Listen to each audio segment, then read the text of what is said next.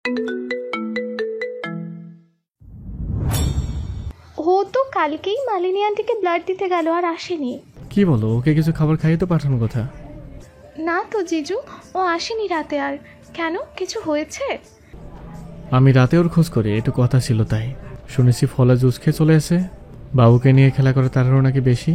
কাল তো আমাদের জন্য পারেনি নিজের সন্তানকে সময় দিতে, তাই নাকি ছটফট করছে। তাহলে গেল কোথায় সে? বাড়িতে তো যাওয়ার কথা না জিজু। ঠিক আছে, চিন্তা করো না, আমি দেখছি ব্যাপারটা। রাজ বেরিয়ে কল দেয় পিয়াসের কাছে। রিং হচ্ছে কিন্তু ধরছে না। রাজ আরেকটু এগিয়ে গিয়ে মায়ের কাছে যাবে, তখন দূর থেকে একজন আয়া বলে, ক্যান্টিন পরিষ্কার করার সময় এই ফল আর জুসের বোতলটা দেখলাম। এতগুলো ফল কেউ রেখে যায়? টাকার কি কোনো মূল্য করে না এরা? আরেকজন বলে, বড়লোক বাড়ির লোকজন ওরা। মন্ত্রীর বাড়ির 3 জন হাসপাতালে ভর্তি। এগুলো যার খাবার সে তো কেবিনে বসে খাবে না বলে ক্যান্টিনে গেল। এগুলো নিয়ে আসার সময় নিয়ে যায়নি হয়তো। আমরাই খাই, চলো। দুজনাই চলে গেল। পিয়াস খাবারগুলো রেখে চলে যেতে নেয়, কিন্তু যখন মনে পড়ে ওগুলো নিতে হবে, পিছনে ফিরতেই শুনতে পায় রাজার আদ্রর কথা। এগুলো শোনার পর মনটা বিষিয়ে গেল। এক মনে হেঁটে বাইরে চলে আসে। নিজেও জানে না ঠিক করেছে কিনা বউ বাচ্চাকে দেখে আসাটা। তার কাছে তখন ওটাই ভালো লাগছিল, একটু একা থাকা, একটু নীরবে কান্না করা। সবার সামনে সম্ভব হয় না এভাবে থাকাটা। রাজ ওদের কথা শুনেও তেমন মাথা না ঘামিয়ে চলে যায় মায়ের কাছে। মায়া মাত্র উঠেছে, নার্স ওকে ফ্রেশ করে দিল। রাজকে দেখে বলে, শাশুমার কি অবস্থা? তুমি ঠিক আছো এখন? হ্যাঁ, আমি জানতে চাই মা, তারপর আমার শাশুমা কেমন আছে? ওনারা ভালোই আছে, কিন্তু ওনাদের সুস্থ হতে সময় লাগবে। আমাদের বাচ্চাকে এনআইসিইউতে নিয়েছে শুনলাম। আপনি কি ওকে কোলে নিয়েছিলেন মন্ত্রীমশাই? আদর করছি, এমনকি কানে আজান দিয়ে বলেছি আমাদের মেহেরা সর্দার। মৌয়ের কি অবস্থা? ভালোই আছে। আপনার মনটা খুব খারাপ? কই না তো, এমনিতে টায়ার্ড লাগছে শুধু। আমাকে বলুন মন্ত্রীমশাই। আমি আমার হারিয়ে যাওয়া ভাইকে খুঁজে পেয়েছি। হারিয়ে যাওয়া ভাই মানে শাশুমা যে সন্তান হারিয়েছে তার কথা বলছেন? হুম।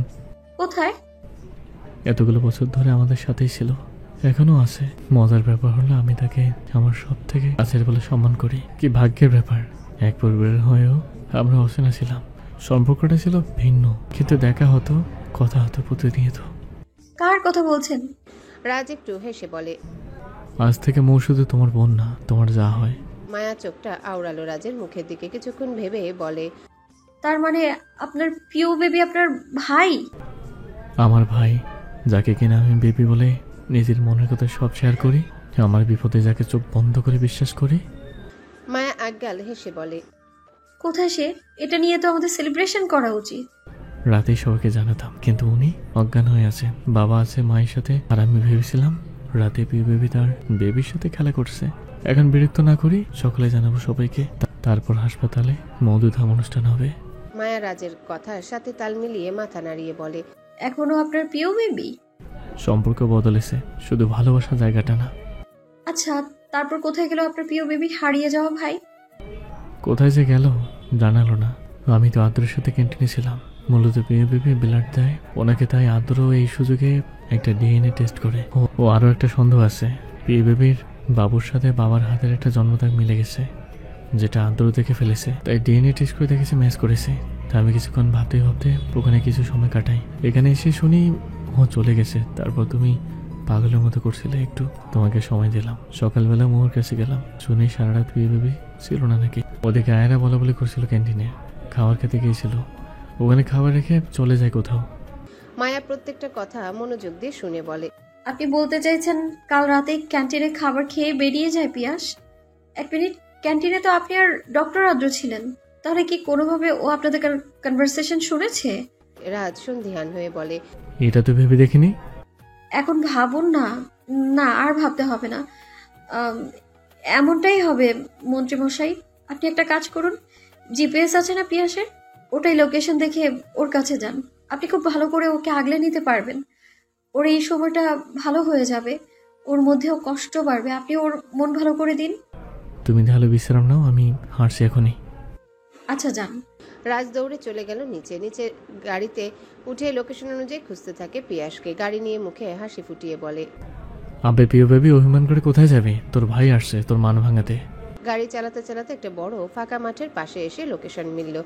গাড়ি থামালো রাজ। সামনে থেকে দূরবীন নিয়ে মাঠের দিকে চোখ স্থির রাখলো। দূরে মাটিতে শুয়ে থাকা এক যুবককে দেখা গেল। চোখ বোঝা নাকি মেলে রাখা বোঝা গেল না। রাজ জানে এটা তার সেই ভাই। মৃদু হেসে দৌড়ে চলে গেল সেদিকে। মনের মধ্যে একবারও দ্বিধা কাজ করলো না যে একজন মন্ত্রী দৌড়ে সাধারণ একটা পরিবেশে আসছে। সাদা পাঞ্জাবি, ঘামতে থাকে। গাড়িতে এসি ছিল। গাড়ি থেকে বের হতে গায়ে গরম বাতাস আসে, আর কিছুক্ষণ পরেই ঘেমে যায়। শুয়ে থাকা পিয়াসের পাশে এসে বসে। খোলা নীল আকাশটার দিকে চোখ স্থির আছে পিয়াসের। পাশে রাজ বসতেই চোখ রাখে সেদিকে। কিছু বলতে নিবে রাজ বলে, অল্পতেই ভেঙে পড়ে যদি পরিস্থিতি মুখোমুখি না হতে চাও তবে একদিন নিজেকে হারিয়ে ফেলবে এই ধরনের বুক থেকে। স্যার আমি আসলে বউ বাচ্চা রেখে বাইরে আসার সাহস হয় কীভাবে তোমার? বাচ্চাকে সময় দিবে বলেই তো ওই রাতে 6 ঘন্টা স্যালাইন না দিয়ে অল্প কিছু খেয়ে বেরিয়েছো। তাহলে আমাকে মিথ্যা বলে তুমি এখানে একা একা কেন প্রকৃতি বিলাস করবে? এত বড় ধোকা আমাকে দিতে পারো না তুমি, প্রিয় বেবি। পিয়াস কথা বলতে পারলো না। রাজ জানালো, আমার একমাত্র শালী তোমার জন্য দুশ্চিন্তা করে পাগল পেরায়। বাচ্চাটাও তো বাবার জন্য অপেক্ষা করছে। নিজের জন্ম পরিচয় পেয়ে দুজনের দায়িত্ব ভুলে গেলে। পিয়াস হা হয়ে আছে। রাজ জিহবা দিয়ে ঠোঁট ভিজিয়ে বলে, এই পৃথিবীতে মানুষ কিছু না কিছু একটা তো হারাবেই। এটা কেমন যেন একটা রহস্যময় ব্যাপার। আমরা যাকে প্রশ্ন ছড়িয়ে দেব এই বলে যে তুমি কি হারিয়েছো, সে কিন্তু 1 সেকেন্ডও ব্যয় করবে না নিজের হারিয়ে যাওয়া কোনো মুহূর্ত বা জিনিস প্রকাশ করতে।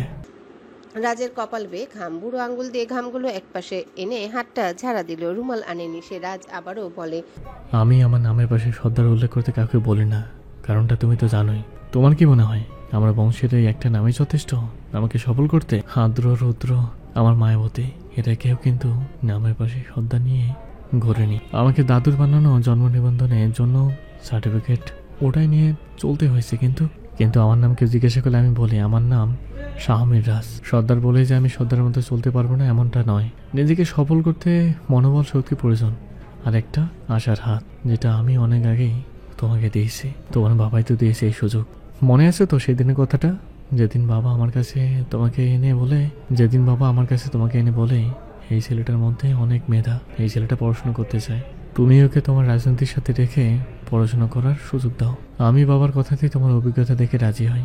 ভালো করে দেখা না চিনেও কিন্তু একজন বাবা তার সন্তানকে অন্যভাবে বিশ্বাস করে। তুমি এইসব কিছু বললে জাস্ট একটা ব্যাপার যেটা তোমার জীবন থেকে অনেক আগে হারিয়ে গেছে, সেটা নিয়ে আহাজারি করছো। এতগুলো বছর ধরে গড়ে তোলা সফলতা নিয়ে কি তাহলে তোমার মধ্যে কোনো ভালো লাগা কাজ করে না? নিজের যোগ্যতাটা এগিয়ে যাওয়া কি তোমার কি একটু সম্মানবোধ জাগায় না? ভেবে দেখো একবার এগুলো। পরিবারের সহায়তায় বেড়ে ওঠে বেশি আনন্দ, নাকি নিজ যোগ্যতায় নিজের জন্য সততার সাথে বেড়ে ওঠে বেশি আনন্দের? তুমি জগৎ চিনেছো, এটা একটা আলাদা অনুভূতি তোমার জীবনে। তুমি হিমিরের মতো হওনি, বরং তুমি আমার মতো হয়েছো। শাহমীর রাজ খুব বেশি খুশি তার ভাই তার মতো হয়েছে। যেমনটা আদ্র, রুদ্র, ঠিক তেমনটা আমার আর এক ভাই। বংশ পরিচয় বড় কথা নয়, বড় কথা নিজের যোগ্যতায় কিছু অর্জন করা। আমি চাই তুমি সেই যোগ্যতায় সবার সামনে মাথা উঁচু করে বাঁচো। আমি খুব খুব আনন্দিত তোমাকে আমার ভাইয়ের জায়গায় পেয়ে। পিয়াস কান্না করে দিল আবারও। এবার রাজের কাঁধে আপনা আপনি মাথা গেল তার। রাজ ঠোঁট প্রসারিত করে, আজকে তোমার জন্ম হয়নি প্রিয় বেবি, আজকে তোমার মধ্যে তোমার বাচ্চা জন্ম হয়েছে। তাই এই নাকি কেনা তোমার বাচ্চার মুখে মানাবে, তোমার মুখে না। পিয়াস মাথা উঁচু করে রাজের দিকে তাকালো। রাজ হো হো করে হেসে দেয়। নিজে আগে উঠে পিছনে ঝাড়া দিয়ে পাঞ্জাবি ঠিক করে পিয়াসকে নিয়ে গেল গাড়ির দিকে। 3 দিন পর মোয়ের রিলিজ করা হলো। সেলাইয়ের ব্যথা কমেছে, কিন্তু নড়াচড়া করা যাবে না। একটু নড়লেই নাকি সমস্যা। পিয়াস সবকিছু গুছিয়ে নেয়। মাহমুদ সর্দারের কাছে এখনো জানায়নি রাজ। রাজের পরিকল্পনা ভিন্ন। মালিনী খানকে বাসায় নিয়ে একেবারে বাচ্চার নামের সাথে সর্দার রেখে অনুষ্ঠান করবে। বলতে গেলে সারপ্রাইজ। পিয়াস মৌকে আর বাচ্চাকে নিয়ে বের হতে নিলে সিয়া দৌড়ে আসে রাজের কাছে। মায়াকে স্যুপ খাইয়ে দেয় রাজ। সিয়া দৌড়ে এসে বলে, ভাইয়া তো ভাবিকে নিয়ে বাসায় চলে যাচ্ছে, আমার কথা শুনছেই না। বললো সর্দার মহলে তা যাবে না, নিজের যোগ্যতায় নিজের বাড়িতে থাকবে। তুমি এবার থামাও ভাইয়াকে। সুপের বাটি পাশে রেখে রাজ বলে, এই ব্যাটা কি শুরু করলো? বউ সামলাবো নাকি ভাই? মন্ত্রীমশাই, মায়ার ডাকে রাজ বলে, একটা কাজ করো, তোমরা আমার জন্য পাগলাগারোতে একটা জায়গায় খালি করে রাখতে বলো। মন্ত্রী শাহরিয়ার রাজ নিজের কাজ শেষ করে এসে পরিবারের চাপে পরে কবে জানি পাগল হয়ে না যায়। উফ, শুধু উল্টাপাল্টা কথা। যান গিয়ে আটকান। আমার দ্বারা সম্ভব হলে আগেই যেতাম। এই ক্যানোলা আমায় আটকে দিয়েছে। রাজ উঠে এলো। মাহমুদ সর্দার আছেন এখানে। পিয়াসের উদ্দেশ্যে বলেন, রাজ বলেছিল তোমাদের সুরক্ষার জন্য আমাদের বাড়িতে থাকতে। তুমি কয়েকদিন আমাদের বাড়িতেই থাকো। দরকার নেই, আমরা কিছু গার্ড রাখবো বাড়ির সামনে, তেমন কোনো সমস্যা হবে না। তুমি যেখানে মন চাও, কিন্তু আমাদের পরিবারের নেক্সট জেনারেশন বড় পুত্রকে নিয়ে যেতে পারবে না। এটা মন্ত্রী শহরের রাজের সর্দার বাড়ির বড় পুত্রের অর্ডার। মাহমুদ সর্দার ভ্রু কুচকে তাকালেন। পিয়াস আমতা করে কিছু বলার আগেই বরাবরের মতো রাজ আগেই বলে, ওর নাম কি রাখবে ভেবেছিলে মৌ? ওই তো পিয়াসের নামের প্রথম অক্ষর দিয়ে প্রলয়। ও প্রলয় সর্দার। প্রলয় সর্দার? মাহমুদ সর্দার বলে অবাক হলেন। বীর এসে দাঁড়ালো, সাথে আদ্র ও রুদ্র। আদ্র বলে, তুমি না সারপ্রাইজ রাখতে চেয়েছিলে, আজকেই জানিয়ে দিচ্ছ? সিয়া এগিয়ে এসে বলে, ভাইয়া তো চলে যাচ্ছে, কি সব নিজের যোগ্যতায় থাকার ভূত চেপেছে মাথায়, তার জন্য। ওই ভূত আমি ওজা ছাড়ে ছাড়িয়ে দেবো। রাজ কথাটা বলতেই মাহমুদ সর্দার অতিষ্ঠ হয়ে বলেন, আরে হচ্ছেটা কি? আরে বাবা, তোমার বড় নাতিকে নিয়ে চলে যাচ্ছ তোমার ছোট ছেলে? আরে কে আমার বড় নাতি আর কে আমার ছোট ছেলে? এই যে ওই হতচ্ছাড়া আমার প্রিয় ভেবে, ওটাই তোমার হারিয়ে যাওয়া ছেলে, যে কিনা সারপ্রাইজ পার্টি করতে দিল না আমাকে। আসলে মৌয়ের রিলিজ হয়েছে, আমাদের তো বাসায় যেতে হবে, আপনাদের বিরক্ত করতে চাইনি। রাজের কথা শুনে মাহমুদ সর্দার ঝটকা খেলেও পিয়াসের দিকে তাকিয়েছিল, কিন্তু পিয়াস যখনই কথাটা বলে অমনি এগিয়ে এসে পিয়াসের কান মোলা দিয়ে বলেন, এই যে হতচ্ছাড়া, আমার কাছ থেকে আমার নাতিকে নিয়ে যাওয়ার সাহস আসে কিভাবে? আমি কিন্তু উকিল, সোজা নাতিকে দূরে রাখার জন্য মামলা দিয়ে দিব। পিয়াস অবাক নয়নে চেয়ে আছে। মাহমুদ সর্দার জড়িয়ে ধরে বলেন, আমার আরেক রত্ন, যাকে আমার দুই নয়ন কতগুলো বছর ধরে খুঁজে বেড়াতো, আজ আমি তোকে আমার সাথে মিশে রাখবো। রাজ মৃদু হেসে বলে, এতে কি কমতি মোচন হবে বাবা? না হলেও প্রশান্তি মিলবে। সবাই হাসলো। একসাথে রুদ্র আফসোসের সাথে বলে, সবার সব হিসাব মিলছে, আমারটাই কেন মিলছে না এখনো? হিয়া পাখি আসবে কবে? সর্দার মহলে বসে সমস্ত ফুটেজ পরখ করছে বিভান খান। তার কাছে খটকা লাগছে অনেক বিষয়ে। সোনালীর বিষয়ে কোথাও কোনো খোঁজ পাচ্ছে না, এটাই দুশ্চিন্তার। ব্লুপ্রিন্ট খুঁজতে গিয়ে সোনালী নিজেও উঠাও, ব্যাপারটা সন্দেহজনক। অনেক ভেবে পৌরসভায় কল দিল বিভান খান। ওপাশ থেকে ধরতে তিনি তার পরিচয় দেন। সরকারি কর্মকর্তা হলেও বিভান খানের ক্ষমতার জোরে তারা সবকিছু সহযোগিতা করবে। বিভান খান জানায়, সর্দার মহল তৈরির সময় যে ব্লুপ্রিন্ট থাকে ওটার অরিজিনাল কপি উঠিয়ে দিতে পারবেন? কিছুক্ষণ ঘাটাঘাটির পর জানায়, দুঃখিত স্যার, অরিজিনাল কপি আর্টিকেট নিজের কাছে রাখেন, কিন্তু তিনি মারা যাওয়ার কারণে ব্লু প্রিন্ট আমরা দিতে পাচ্ছি না। হাত মুষ্টি করে বিভান খান রাগে গজগজ করতে করতে বলেন, আমি জানি বলেই তো সোজা তোর কাছে কল করেছে। আমার কাছে এই বাড়ির ব্লুপ্রিন্ট প্রয়োজন। আপনি ওই বাড়ির মালিক থেকে কপি ফিল্ম নিলেই তো পারবেন। এই বাড়ির মালিক ইজি আমাকে ব্লুপ্রিন্ট দেখাবে না, এমনকি মালিকের নিজের কাছেও ব্লুপ্রিন্ট নেই। আমাকে নতুন একটা প্রিন্ট বের করে দে। সময় লাগবে স্যার, উপকারে আসে যদি আপনার বাড়ির একটি বিদ্যুৎ বিল বা ব্যাংকের লেনদেন করা কোনো কাগজ। আমি ব্যাংকের করা কাগজ দিচ্ছি। বলেই কল কেটে সোনালীর ঘরে যায়। মোহন সর্দার নেই সেখানে। ব্যাংকের লেনদেন করা কাগজ নিয়ে ছবি তুলে পাঠিয়ে দিল। ঘন্টা 2 পর কল আসলো বিভান খানের কাছে। ধরতেই জানায়, আমি কয়েকবার চেষ্টা করলাম প্রিন্ট উঠানের, কিন্তু ওটা ইরোড দেখাচ্ছে। এখানে কিছু গড়বড় আছে। রুকুজকে বিভান খান বলেন, ভালো করে দেখে জানা। কিছুক্ষণ পর আবারও বলে, আসলে sir, actually original blue film আপনাদের ওখানে কেউ নিয়েছে, নাম মানিনী খান নামে, আজ থেকে ঠিক 17 বছর আগে। কপাল কুচকে বিভান খান বলেন, কি নাম? মালিনী খান, সই আছে ওনার। সর্দার মহলের পুরনো কাগজে পাওয়া গেছে।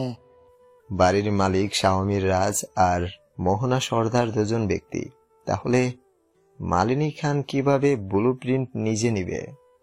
বাড়ির মালিক শাহমিন রাজ হলো অ্যাকচুয়ালি তিনি তখন প্রাপ্ত বয়স্ক ছিলেন না। তার অনুপস্থিতিতে এসবে তার বাবা মা দায়িত্বে থাকবেন। এজন্য স্বামী মা হিসাবে মালিনী খান পিন নিয়েছেন। শাহমীর রাজের মায়ের নাম রোহিণী খান। স্যার, মাহমুদ সর্দারের সেকেন্ড ওয়াইফ হিসাবে শাহমিন রাজের রিয়েল গার্জিয়ান। ফোন কেটে দেয় বিভান খান। মাথা ছিঁড়ে আসছে, রাগে কি হচ্ছে কিছুই বুঝতে পারছে না। মালিনী খান যদি ব্লু প্রিন্ট উঠিয়ে নিজের কাছে রাখে, তাহলে সেই ব্লু প্রিন্ট কোথায়? এতদিন নিজের কাছে রাখলো কেন? সন্তান হারানোর ভয় কি ছিল না? ভাবতে ভাবতেই মালিনী ঘরে যায়। সুযোগ বুঝে লকার খুলে কিছু কাগজ ঘাটছে। না, এখানেও তো ব্লু প্রিন্ট নেই। সন্দেহের পরিমাণ বাড়লে তিনি চলে যান ফ্ল্যাশব্যাকে। 17 বছর আগে মালিনী খানকে একবার ধরেছিল সোনালি। শাহানা পারভিনকে পালাতে সহায়তা করে তাই। তাহলে কি ওই সময় শাহানা পারভিনের কাছে চলে যায় ব্লু প্রিন্ট? এই মালিনী খান তাহলে ডাবল গেমিং করছিল। রাগে হিসিস করতে করতে আবারও ফুটেজ চেক করেন। এবার আইটি টেকনিশিয়ান দিয়ে চেক করান। কিছুক্ষণ দেখার পর লোকটি বলে, এখানে কিছু ফুটেজ ডিলিট করে দেওয়া আছে। হোয়াট? জি স্যার, আমরা সময়ের সাথে মিলালে দেখতে পারি। অধিকাংশ ফুটেজ ডিলিট করা। ইনপেট সময়ের কাজ সময় করা হয়। কে করতে পারে? মালিনী একা এতটা? আজ ওর দিন শেষ। এর মাঝে খট করে একটা শব্দ আসে। বিভান খান শব্দ পেয়ে পেছনে ফিরে কাউকে দেখতে পায় না। কেউ তো ছিল, কোথায় গেল সে? কিছুক্ষণ পর সেখানে উপস্থিত হয় তাজ। মিহিরের মতো করে বলার চেষ্টা করে, রুবি আড়ালে আছে। বিভান খান বলেন, মালিনী আমাদেরকে ধোঁকা দিয়েছে। ব্লু প্রিন্ট অনেক আগেই উঠিয়ে ও সরিয়ে রেখেছে। ওই আসলে সোনালীকে গুম করে রেখেছে। মিহির খুব সাবধানে খেলতে হবে। এবার মালিনীকে আক্রমণ করতে হবে। রুবি ভিডিও করে পাঠালো মায়ার কাছে। মায়া ভাবছে মালিনীর সাথে কথা বলবে। ব্লু প্রিন্ট কোথায় এটা মালিনী এখন তাকে বলবে, কারণ মায়া যে আসল মোহনা। বীর এসেছে আজ খান বাড়িতে। বিভান খান ডেকেছে বীরকে। বাড়িতে ঢুকতে বীর দেখে বিভান খান সোফায় বসে অপেক্ষা করছে বীরের জন্য। বীর সামনাসামনি সোফায় বসে বলে, কি চাই তোমার? ছেলের সাথে কি বাবা একটু আলাদা সময় কাটাতে পারে না? বীরের চোখে গম্ভীরতা, কণ্ঠে বিতৃষ্ণা এনে বলে, বাবার মতো বাবা হলে সম্পর্ক সেভাবেই গড়ে তুলতাম। আফসোস, তুমি না হয়েছো তোমার বাবার মতো, না হয়েছো তোমার ছেলের মনের মতো। দেখো বীর, আমি কিন্তু তোমার ক্যারিয়ার নিয়ে চিন্তা করি। আমার যা কিছু আছে সব তো ইন ফিউচার তোমার। আমি যা কামিয়েছি জীবনে, তাতে এখন থেকে আরামাইসে বসে খেতে পারবো বাবা। তোমার টাকার দরকার হবে না। তুমি জানো যারা মেয়েটা তোমাকে ব্যবহার করছে? জানি, কিন্তু কেন করেছে এটা কি জানো বাবা? বিভান খান একটু কেসে উঠলেন। কিছু একটা ভেবে বলেন, যারার নজর খুব খারাপ। ও প্রথমে রাজকে বিয়ে করতে চাইতো, এখন তোমাকে টার্গেট করেছে। মেয়েটা একটা লোভী। বীর হাত খিচে বসে আছে আর শান্ত কণ্ঠে বলে, যারা যেমনই হোক আমার বউকে আমি হ্যান্ডেল করতে জানি বাবা। তুমি ওই শ্বশুরের মতোই তার বৌমাকে স্নেহ দিবে, বাকি আমি দেখে নিব। একটা বাজারি মেয়ের জন্য এনাফ। আমার বউকে বাজারি বলার অধিকার তোমার নেই। তোমার ভাগ্য ভালো তুমি আমার বাবা। বাইরের কেউ হলে তোমার বুকটি আমি ছিঁড়ে ফেলতাম। তুমি আমাকে ধমকাচ্ছ সামান্য একটা ছোট লোকের জন্য? এই আরাম খান বীরের বউ হবার যোগ্যতা সবাই রাখে না। যে রাখে সে সাধারণ কেউ না, তার ক্ষমতা ভিন্ন, যেটা তুমি দেখতে পাচ্ছ না। যাকে ছোট লোক বলছো তারও কিন্তু আলাদা ক্ষমতা আছে। আই মাস্ট সে তুমি হলে রাজের নিউটে, তাহলে ওর মতো বউ পাগলা হতে না। অবশ্য থাকোই তো রাজের বাম হাত হয়ে। রাজের বউকে কিনা নিজের কাছে যত্নে রাখতে হলো। বেশি দূর এগিয়েও না বাবা। আমার বউকে নিয়ে যা একটু বলেছ মানা যায়, কিন্তু রাজের বউকে নিয়ে বলার আগেই তোমার ওর সম্পর্কে পিএইচডি করতে হবে। কোন বাহাদুরি সে শুনি? বীর ফিচেল হেসে বলে, সে এমন এক বাহাদুর যে আসার পর পুরো সর্দার মহলের রূপ চেঞ্জ হয়ে গেল। মাই ফুড, আসল কথায় আসে। তুমি আমার রাস্তা থেকে সরে যাও। ভ্রুকুটি করে বীর বলে, তোমার রাস্তা? আমার রাস্তা। এই যে তুমি রাজের সাথে মিলে ফর্মুলা নিয়ে একটা মিশনে আছো, এটাই আমার রাস্তার কাটা হয়ে দাঁড়িয়েছে। কিসব বলছো তুমি? আমি আর রাজ মিলে চেষ্টা করেছি ফুপুর স্বপ্ন পূরণ করতে। বিদেশি ক্লায়েন্টের সাথে কথা হয়েছে। ওরা যদি আমাদের দেশে চাষের দিক থেকে কোনো ডেভেলপ দেখে বা রপ্তানি খুব ভালোভাবে হবে আমাদের, সেই সাথে আমাদের দেশের মানুষ স্বাস্থ্যকর খাবার খেয়ে বাঁচবে। তোমাকে দয়ার ভান্ডার হতে কে বলেছে? এটা আমার ফুপু আমার দাদার স্বপ্ন। একজন কৃষি মন্ত্রী হিসাবে আমার দাদাই কিন্তু ফুপুকে এই আইডিয়া দেয়, যেটার জন্য রাজ কৃষিমন্ত্রী আর আমি মাফিয়া জগৎ বেছে নিয়েছি। আজ বলছো আমি তোমার পথের কাঁটা? হ্যাঁ, কারণ ওই ফর্মুলা আমি দেশের বাইরে কোটি কোটি টাকায় সেল করতে পারবো। দেশের বুকেতে ফর্মুলা দিয়ে তোমার কি উন্নত হবে শুনি? লন্ডনে এই ফর্মুলা দিলে নাম আসবে, সাথে টাকাও। আমাদের সমস্যা তো এখানেই, আমরা নিজেদের অধিকারের লাভের আশা থেকে বাইরের সাথে ডিল করি, যেন নাম ডাক হয় কিন্তু দেশের উন্নতি হয় না। ওই ফর্মুলা আমরা আবিষ্কার করে বাইরে সাপ্লাই করব, আবার ওদের থেকে পণ্য আমদানি করব। ব্যাপারটা আমাদের দেশের বিষয়েই আছে। ভেবে দেখো, কত দরিদ্র মানুষ না খেয়ে আছে। খাবার এতটাই বিষাক্ত ফর্মুলা থাকে যে মানুষ 2 দিন পর পর অসুস্থ হয়ে পড়ে। এগুলো থামাতে হবে। দেশ সেবার কাজ করি আমরা, মাফিয়া বলে বা মন্ত্রী আমাদের উদ্দেশ্যে একটাই, দেশের সেবা করা। তাই তুমি আমাদের পথের কাঁটা ভাবলে উপরাতে ব্যর্থ হবে, কারণ আমরা এবার মজবুত গ্যাং তৈরি করে ফেলেছি। বিভান খান শয়তানি এক হাসি দিয়ে বলেন, আমি জানি তো আমার ছেলে খুব বুদ্ধিমান, আমি আমার ছেলেকে চিনবো না এটা তো হয় না। তুমি ঠিক কতটা মজবুত হয়েছো এটা জানি বলেই তো আজ তোমাকে নিজের কাছে আটকাতে এখানে ডাকা। ভ্রুকুটি করে বীর বলে, মানে?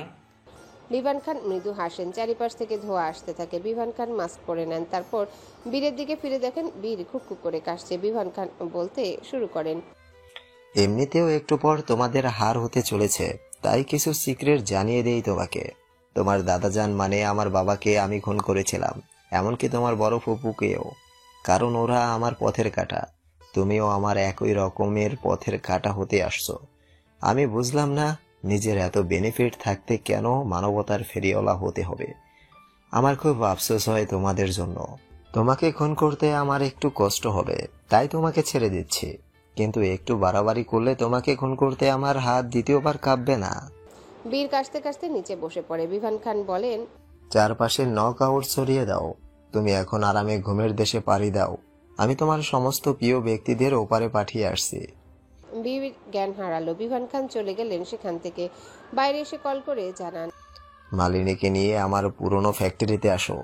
মায়ের অবস্থা আগের থেকে উন্নত, তাও বেড রেস্ট প্রয়োজন। সেলাই শুকানো পর্যন্ত অপেক্ষা করতে হবে। রাজ চায় না এই অসুস্থ অবস্থায় মায়া সর্দার মহলে থাকুক, তাই মায়াকে হাসপাতালে রাখা। অন্যদিকে মালিনীর জ্ঞান ফেরেনি এখনো।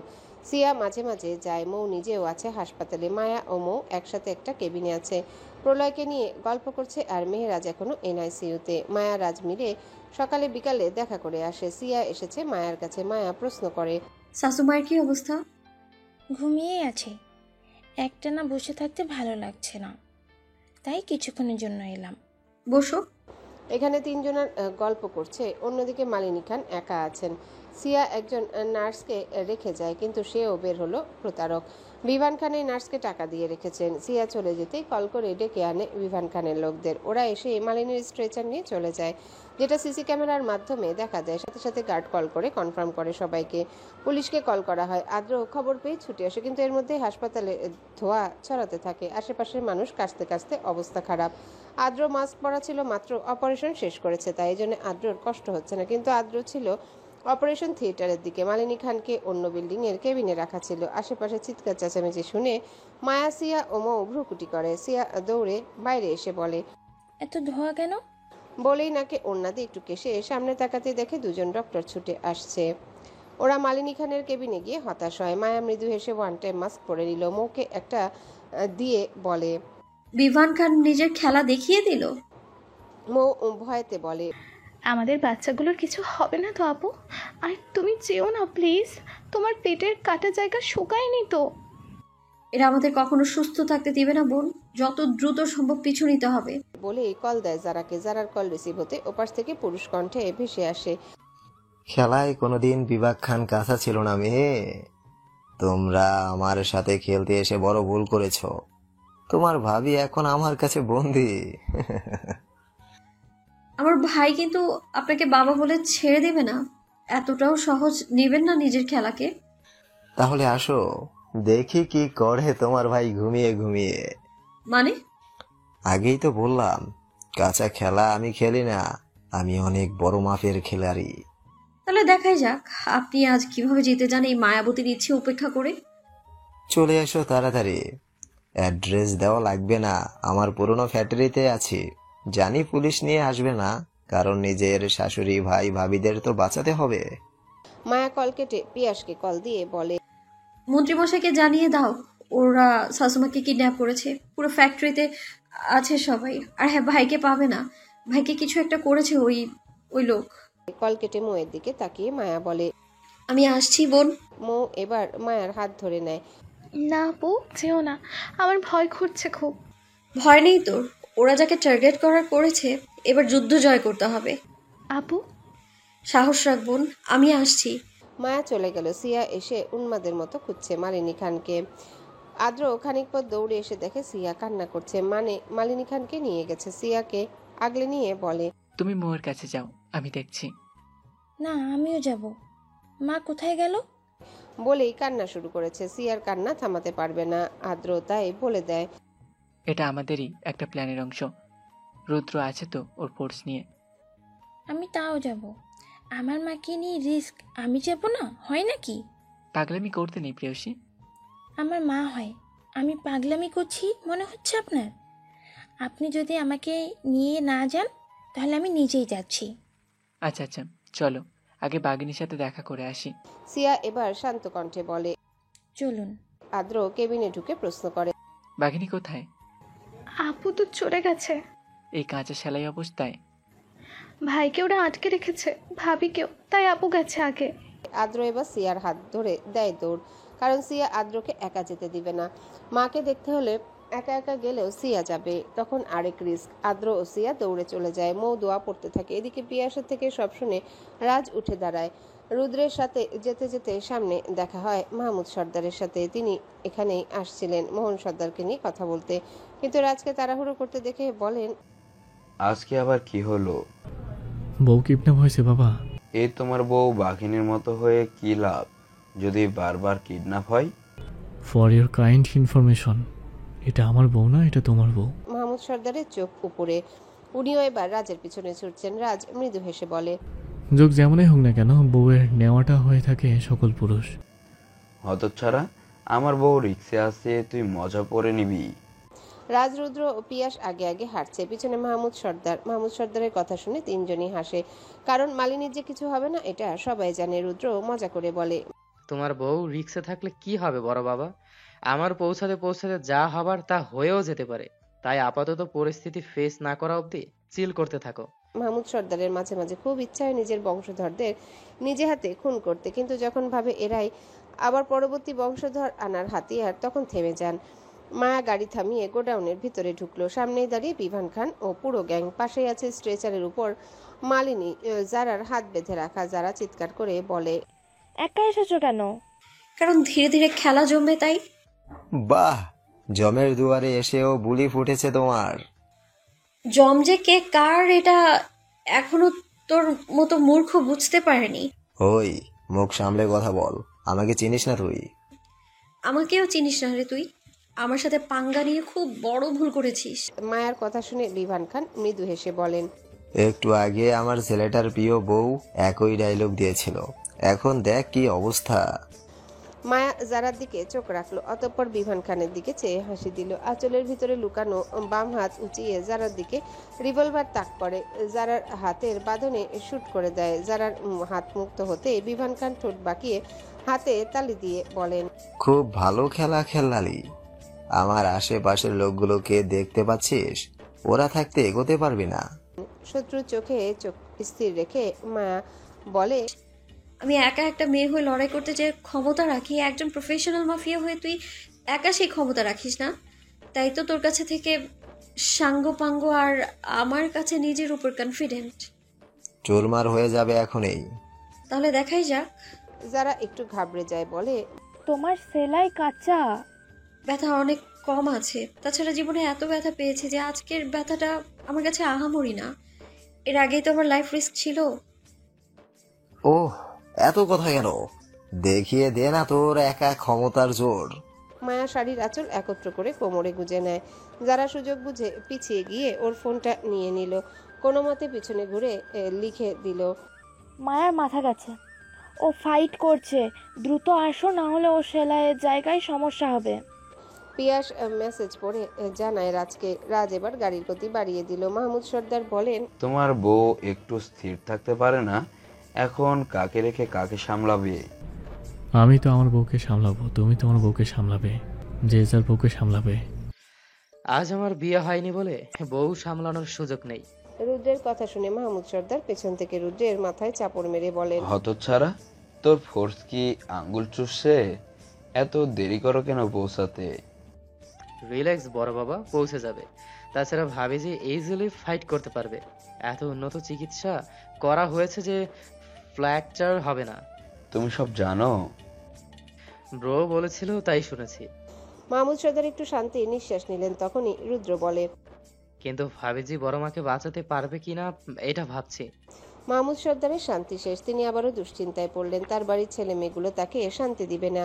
মায়া ফাইট করতে শুরু করেছে। বিভান খান অবাক হয়ে গেলেন। মায়া পা দিয়ে যাকেই লাথি দিচ্ছে সেই কিনা রক্তক্ষরণ হয়ে নিচে পড়ে যাচ্ছে। কিছু একটা গড়বড় আছে নিশ্চয়ই। হ্যাঁ, মায়ার পায়ের জুতার সাথে ধারালো ছুরি যুক্তি করা, যেটা রুবির থেকে ভিডিও দেখার সময় বানিয়ে নেয় নিজের লোক দিয়ে। এমন পরিস্থিতিতে এগুলাই কাজে লাগে।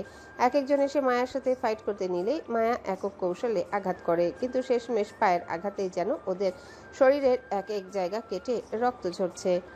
কয়েকজনকে কুপকাত করতে করতে সেখানে উপস্থিত হয় সিয়া ও আদ্র।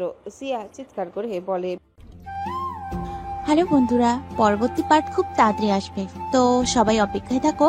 আর চ্যানেলটি যারা এখনো সাবস্ক্রাইব করোনি তারা পরবর্তী পার্ট দেখার জন্য চ্যানেলটি সাবস্ক্রাইব করে রেখো। ধন্যবাদ সবাইকে, আমাদের সাথেই থেকো।